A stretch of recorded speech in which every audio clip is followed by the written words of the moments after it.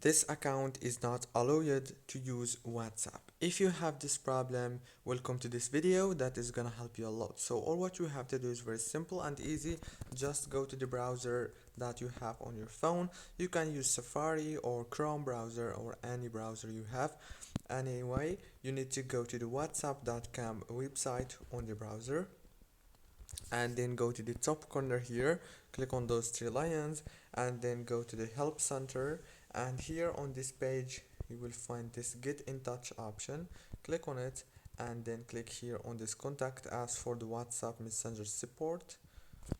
And here on this page you need to enter the phone number and the email address and confirm your email and fill all the informations, and then click on next step, and that's it.